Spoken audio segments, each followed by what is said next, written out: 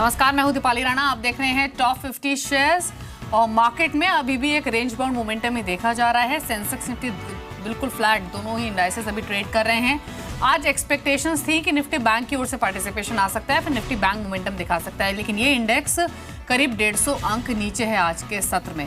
खरीदारी है mid cap और स्मॉल कैप शेयरों में और ये दोनों ही इंडेक्स आधा से 0.25% की बढ़त दिखा रहे हैं। लेकिन अब देखिए निफ्टी बैंक को 125 अंक नीचे, 0.5% की वीकनेस निफ्टी बैंक में देखी जा रही है। एक्सपेक्टेशंस ये थी कि शायद आज मोमेंटम में रह सकता है निफ्टी बैंक, लेकिन एटलीस्ट अभी तक वो मोमेंटम रिफ्लेक्ट नहीं हुआ है।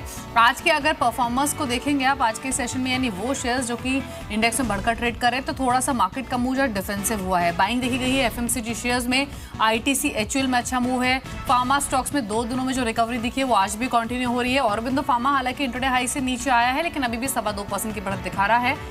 सन फार्मा भी करीब 2.5% ऊपर है। Adani ports, Wipro, tech Mahindra, ITC. तो अगर शुरुआत के 10 गेनर्स आप देखेंगे तो मूड जो है वो थोड़ा डिफेंसिव की तरफ ज़्यादा है, जिसमें चुनिंदा आईटी हैं, चुनिंदा फार्मा है और चुनिंदा फार्मा स्टॉक्स शामिल हैं और साथ ही एफएमसीजी स्पेस के शेयर्स भी। आज के मेहमान भी हमारे साथ मौजूद हैं और उनसे बातचीत कर लेते हैं। आशीष क्याल हैं। आशीष, गुड आफ्टरनून। पहले तो निफ्टी और निफ्टी बैंक दोनों पर आपका व्यू चाहिए। Good afternoon Deepali. देखिए निफ्टी में अगर एक ट्रेंड देखा जाए, रुझान जो 9,350 से चलकर 9,630 640 तक आया था, उसके बाद से एक रेंज में है। 3 दिन हो गया लगातार निफ्टी एक साइडवेज रेंज में ही है। तो अगर ऊपर का रुझान शुरू करना है तो 9,660 का आंकड़ा पार करना बहुत ही महत्वपूर्ण होगा। यहाँ से प्रॉफिट बुकिंग रूल्ड आउट नहीं है। नीचे में 9,580 का एक महत्वपूर्ण सपोर्ट है। तो अगर निफ्टी 9,580 के पास आता है तो वहां पर लॉन्ग जा सकता है। नीचे में स्टॉप लॉस 9,540 का लगाकर और टारगेट करीबन 9,660 का रख सकते हैं ऊपर में। और निफ्टी अगर देखा जाए तो यहाँ पर ऊपर ही लेवल जो टच किया था कल के स्तर में करीब 23,350 का, वो बहुत ही महत्वपूर्ण लेवल टच किया था कल के स्तर में करीब 23,350 का, वो बहुत ही महत्वपूर्ण लेवल 23,350 का आंकड़ा पार करना इंपॉर्टेंट होगा एक पॉजिटिव रुझान के लिए। आशीष, आज के सेशन में जैसे अभी हमने मेंशन भी किया है, जो झुकाव है ट्रेडर्स का वो डिफेंसिव्स की ओर ज्यादा है। एचयूएल आईटीसी में ठीक ठाक मूव है, सन फार्मा और फार्मा चल रहे हैं। ये जो बाइंग दिखी है 2-3 दिनों में फार्मा में, उससे आप कन्विंस्ड अगर हुए हैं तो ट्रेड कहां पर आप रेकमेंड कर रहे हैं अपने क्लाइंट्स को, फार्मा में और साथ ही एचयूएल आईटीसी में से भी कोई पिक करेंगे क्या? देखिए दीपाली, ओवरऑल फार्मा स्पेस में देखा जाए तो औरो फार्मा एक ऐसा स्टॉक है जो काफी बीटन डाउन है। मेरे ख्याल से इसका ट्रेंड 720 से चलकर पिछले 2 महीने में 510 तक आ गया, तो काफी स्ट्रॉन्ग सेलिंग आई थी स्टॉक के अंदर और बहुत टाइम के बाद में एक पॉजिटिव रुझान देखा गया। 510 520 के लेवल से लेकर 600 के आसपास आ चुका है। बहुत टाइम के बाद में जो फॉल था उसको फास्टर रिट्रेसमेंट ऊपर की ओर स्टॉक ने किया है, तो यहाँ से एक पॉजिटिव रुझान वापस बन सकता है। और हिंदुस्तान यूनिलीवर का ट्रेंड काफी स्ट्रांगली पॉजिटिव है काफी टाइम से, तो यहाँ पर पे नजर बनाए रखनी होगी। पॉजिटिव लॉन्ग पोजीशंस क्रिएट की जा सकती है। एचयूएल को आप देख सकते हैं, स्टॉक स्ट्रांग लग रहा है, ऑलरेडी लाइफ टाइम हाइस पर ट्रेड कर रहा है, लेकिन और मजबूत हो सकता है, ऐसा आशीष मानते हैं। लेकिन इस बीच एक और खबर आ रही है और वो खबर है साइबर सिक्योरिटी को लेकर। और खबर ये है कि साइबर सिक्योरिटी को लेकर सरकार अब हरकत में आई है और साथ ही सरकार ऑडिट को कंपल्सरी बना सकती है। और डिटेल समझ लेते हैं क्योंकि सोर्सेज के थ्रू इन्फॉर्मेशन मिल रही है। एग्जैक्टली पूरी खबर है क्या, ये समझाने के लिए प्रकाश प्रियदर्शी हमारे साथ मौजूद भी हैं। प्रकाश, बताइए। देखिए, जिस तरीके से दुनिया भर में साइबर अटैक हो रहे हैं और पिछले दिनों बड़ा साइबर अटैक पूरी दुनिया में हुआ, भारत पे भी उसका असर हुआ है, उसको देखते हुए बड़ी तैयारी शुरू हो गई है और ये कोशिश की जा रही है कि जो देश के फाइनेंशियल और नॉन फाइनेंशियल ऑर्गेनाइजेशंस हैं उनकी साइबर सुरक्षा को मजबूत किया जाए, जो डिजिटल सेफ्टी है उसको स्ट्रॉन्ग किया जाए। इसके मद्देनज़र कई तरह के ऐसी चीज़ें हैं जिस पर विचार किया जा रहा है और जो नया IT लॉ फ्रेम हो रहा है उसमें उसको शामिल किया जाएगा। सूत्रों के हवाले से जो हमें जानकारी मिल रही है उसके तहत कंपनियों के लिए ये आवश्यक होगा कि वो फाइनेंशियल ऑडिटिंग के तर्ज पे डिजिटल ऑडिटिंग को भी मैंडेटरी करें और हर 3 महीने पे कंपनियों की डिजिटल ऑडिटिंग होगी। उसके लिए एक फिक्स्ड स्टैंडर्ड बनेगा, उसका पालन करना हर कंपनी के लिए ज़रूरी होगा, चाहे वो प्राइवेट कंपनी हो या गवर्नमेंट की कंपनी हो। इसके अलावा CSR के तर्ज पे हर कंपनी को एक फिक्स्ड अमाउंट रखना होगा, जिसको साइबर सिक्योरिटी के जो इंतजाम है उसको मजबूत करने के लिए उस पर उसको खर्च करना होगा। जो कंपनियाँ इस फिक्स स्टैंडर्ड का पालन नहीं करेंगी उनको पेनाल्टी भी चुकाना होगा। इसके अलावा फाइनेंशियल कंपनियों के लिए खासतौर पे ये मैंडेटरी करने की तैयारी की जा रही है कि जो डाटा लोकलाइजेशन है उसको आवश्यक बनाया जाए। मतलब अगर वो कंज्यूमर को किसी भी तरह के ऐसे सर्विस दे रही हैं जिसमें कंज्यूमर का डाटा इन्वॉल्व है, उसकी भले सर्विस प्रोवाइडर कोई भी हो, वो उसका सर्वर चाहे देश के बाहर हो, लेकिन उसको कंज्यूमर का जो डाटा है उसको देश में ही रखना होगा। इसके अलावा फाइनेंशियल किसी भी तरह के फाइनेंशियल टूल्स का अगर इस्तेमाल हो रहा है तो कोशिश ये की जाए कि उसकी जो मैन्युफैक्चरिंग है वो देश के अंदर ही हो। जिस तरीके से जीएसटी आने वाला है, गवर्नमेंट डिजिटल इंडिया की तरफ बढ़ रही है, ऐसे में साइबर सुरक्षा को मजबूत करने के लिए यानी प्रकाश ये कह सकते हैं कि साइबर सिक्योरिटी को लेकर जल्द हम सरकार की ओर से कंपनियों के लिए गाइडलाइंस एक्सपेक्ट कर सकते हैं। जी बिल्कुल, और नया आईटी लॉ फ्रेम किया जा रहा है और उसमें इसको शामिल किया जाएगा और उसको मैंडेटरी बनाया जाएगा ताकि कंपनियों की जिम्मेदारी जो है, जो जवाबदेही है, वो तय की जाए। जी शुक्रिया प्रकाश आपका ये इंपॉर्टेंट इन्फॉर्मेशन शेयर करने के लिए। लेकिन लौटेंगे मार्केट्स की ओर, और अभी हमने बात की थी एफएमसीजी और फार्मा शेयर्स की। एक बार ऑटो स्टॉक्स का हाल भी देखते हैं, क्योंकि अब तक के जो सेल्स नंबर्स आए हैं उसमें अशोक लेलैंड ने डिसअपॉइंट किया है। प्रोजेक्शंस ये थी भी कि जो कमर्शियल व्हीकल बिक्री है या फिर जो इस सेगमेंट वाली कंपनियां हैं उनकी परफॉर्मेंस धीमी रह सकती है, और रुझान हमने अशोक लेलैंड के नंबर्स में भी देखा है। मारुति सुजुकी 1% नीचे इसलिए है क्योंकि डोमेस्टिक सेल्स तो एक्सपेक्टेशंस के हिसाब से रही हैं, उस फ्रंट पर कंपनी ने ठीक परफॉर्म किया है, लेकिन एक्सपोर्ट्स में जो डिप आया है 15-16% तक का डिप एक्सपेक्टेड था, लेकिन ये आया है 35% से ज्यादा का, इसीलिए स्टॉक आज कमजोर हुआ है और करीब दिन के निचले स्तरों पर ही अशोक लेलैंड और दिन के निचले स्तरों पर ही मारुति सुजुकी ट्रेड कर रहा है। लेकिन मोमेंटम बना हुआ है एस्कॉर्ट्स में। आप देखिए नंबर्स के बाद स्टॉक आज 700 के लेवल को भी इसने पार किया और फ्रेश लाइफ टाइम हाइस पर एस्कॉर्ट्स का स्टॉक भी ट्रेड कर रहा है। ये मारुति सुजुकी आज 1% नीचे है। आशीष, पिक करना चाहिए इन लेवल्स पर? क्या ये 1% का डिप यूज करना चाहिए नई खरीदारी के लिए, जिस तरह का ट्रेंड स्टॉक ने दिखाया है? पहला सवाल। और दूसरा, ये एस्कॉर्ट्स में भी आप क्या करेंगे? फ्रेश हाइस पर ही ट्रेड कर रहा है, मुनाफा समेट लें यहाँ पर ट्रेडर से, फिर होल्ड रखें? देखिए मारुति में अगर देखा जाए दीपाली, ये 5800 से चलकर स्टॉक करीबन 7300 तक आ चुका है। ओवरऑल रुझान देखे तो पॉजिटिव ही है और बाय ऑन डिप्स की ही स्ट्रेटेजी अपनानी चाहिए स्टॉक के अंदर। नीचे एक बहुत ही इंपॉर्टेंट चैनल सपोर्ट आता है, वो है 6950 का। तो यहाँ से अगर कोई भी डिप करीबन 7050 के आसपास मिलती है तो लॉन्ग किया जा सकता है। 6900 का एक स्टॉप लॉस रखे और फिर 7300 का आंकड़ा ऊपर में देखा जा सकता है मारुति के अंदर। और एस्कॉर्ट्स में देखा जाए तो बहुत ही स्ट्रॉन्ग मूव देखा गया एस्कॉर्ट में पिछले कुछ एक साल में। 150 रुपए से लेकर अभी करीबन 700 रुपए के आसपास बहुत स्ट्रॉन्ग ट्रेंड है। इसमें बने रहिए, ट्रेलिंग स्टॉक का मेथड फॉलो करिए जिससे पूरा ट्रेंड स्वीप कर सके। ठीक है, एक बार जरा ऑटो स्टॉक्स की बात हुई तो टायर शेयर्स को भी देख लेते हैं, क्योंकि वहां भी अच्छा मूव आज के सत्र में देखा गया है। जेके टायर, सीएट, अपोलो, यहाँ पर क्या परफॉर्मेंस है? सीएट तो इनफैक्ट काफी मिस्टीरियस स्टॉक रहा भी है मे सीरीज के दौरान, क्योंकि आर्बिट्रेज जो था वो काफ़ी प्रोमिनेंट था सीएट में, और आज भी ये स्टॉक 5% ऊपर है। अपोलो टायर्स करीब 5.5% ऊपर है। इनमें से जो ज़्यादातर स्टॉक्स हैं आशीष, वो डेरिवेटिव मार्केट का भी हिस्सा हैं। तो ऐसे में अगर आप डेरिवेटिव डेटा को भी एनालाइज करेंगे, क्या ये कन्विक्शन मिल रहा है कि लॉन्ग पोजीशंस इन टायर स्टॉक्स में होल्ड की जा सकती है या फिर इन स्तरों पर नई खरीद भी की जा सकती है?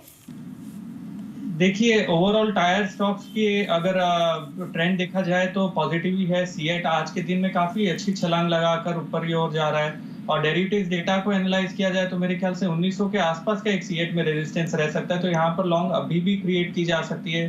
स्टॉप लॉस नीचे सीएट में लगा के रखना होगा करीबन 1650 का, और टारगेट 1900 का देख सकते हैं स्टॉक के अंदर। ठीक है, लेकिन सभी शेयर्स दिन के ऊपरी स्तरों पर हैं। अगर आप टायर स्पेस के देखेंगे, आप कुछ कैश के स्टॉक्स हम देखते हैं जहां पर आज वॉल्यूम्स के साथ स्पर्ट है। मैं 2-3 स्टॉक्स का जिक्र करूंगी आशीष, उन पर आपके कमेंट चाहिए। एक तो केईसी इंटरनेशनल, ह्यूज वॉल्यूम्स और स्टॉक करीब 7% ऊपर ट्रेड कर रहा है। दूसरा है फ्यूचर लाइफस्टाइल, कल भी चला था ये स्टॉक और आज भी अच्छी मजबूती दिखा रहा है। और तीसरा रहेगा वक्रांगी, लाइफ टाइम हाइस पर ट्रेड कर रहा है, कल भी ये फ्रेश हाइस पर बंद हुआ, आज ये फ्रेश हाइस पर। इन तीनों में से कोई ठीक लग रहा है क्या आपको अभी? देखिए केईसी इंटरनेशनल एक ऐसा स्टॉक है जो बहुत ही स्ट्रॉन्ग ब्रेकआउट आया है। ये काफी सालों से कंसोलिडेशन में था और इसका ब्रेकआउट हमने इसी साल में कुछ महीनों पहले देखा है, तो बहुत स्ट्रॉन्ग ब्रेकआउट है। और यहाँ पर मोमेंटम अगर आप देखें, इतने रैली के बाद में मोमेंटम और बढ़ते चले जा रहा है, तो यहाँ पर मोमेंटम कम नहीं हो रहा है स्टॉक के अंदर। तो केईसी में शायद हो सकता है थर्ड वेव चालू, तो KEC is going to be top pick. यहाँ पर लॉन्ग किया जा सकता है, स्टॉप लॉस नीचे लगा के रखना होगा करीबन। चलिए ठीक है आशीष, आपसे राय लेंगे आगे भी, लेकिन यहाँ से सीधे रुक कर लेते हैं प्रेस कॉन्फ्रेंस का। Indian association of amusement park की प्रेस कॉन्फ्रेंस, जिसको एड्रेस कर रहे हैं president Ashok Goyal. You are live on channels? Yeah. I see. Okay, so let me first thank you all for joining us this morning on behalf of the amusement industry. We appreciate you joining us. We are going to discuss this morning about the GST that has been proposed on this sector, which is at 28%. And 28% is the highest slab in the GST regime. Amusement industry so far in India, we have invested about 9,000 crore rupees all over India, which consists of 145 small, medium and large size parks all over the country, out of which in Maharashtra there are 45 such centers. And each center typically invests between 100 crores to 500-600 crore rupees, depending on the size and the location. That is without considering the land cost. Amusement parks typically globally, it is obviously in India we have adopted this concept. This concept originated somewhere in US, and this industry typically now is seen by the local governments as social infrastructure. Why do they consider this as a social infrastructure? Is because it is a healthy way of entertainment for entire family. It is not just for a particular age group or the category of people, and this provides wholesome entertainment, and largely because right now, as we see, there is a kind of sickness that people are getting into, in terms of thumb being digital thumbs, right? And if a family goes into a restaurant, you see 5 members going into the family into a restaurant, and each one have gone for a purpose of bonding with each other. But when you see all of them neck down and looking at and doing something with the cell phones, the problem is that and as a result there are neck strains also, which is becoming this addiction is adopting a proportion of sickness. I was watching a program in China. The young kids, what they call millennials, they actually have social skill deficiency because they are glued onto digital media big time, and therefore parents are actually sending them into a rehabilitation centers where they focus only on physical activities, so that, and also skilling them back again in social skills. So these kind of challenges that are there and is increasingly happening in our country. Whether we are recognizing that as a sickness is a different matter. So the contrast is true for amusement industry. The idea of me telling that is, contrast of that is true, because the family is going there, they have a practically whole day physical and mental rejuvenation, and therefore we believe that this is a perfect social infrastructure, and we hope and expect that the lawmakers also treat the industry as such, that is social infrastructure. Now the challenge that we have is that so far in Maharashtra the entertainment tax was 15%, 15%, and now with GST 28%, even the older parks who have written off capital, with the 28%, they will actually start to go in red. Since the introduction of service tax in last 2 years, so 15% plus 15%, it made it 30%, and as a result most parks are now, even the older parks are actually breaking even at the PAT level, and those who are new parks are actually suffering anyways because they are incurring huge losses.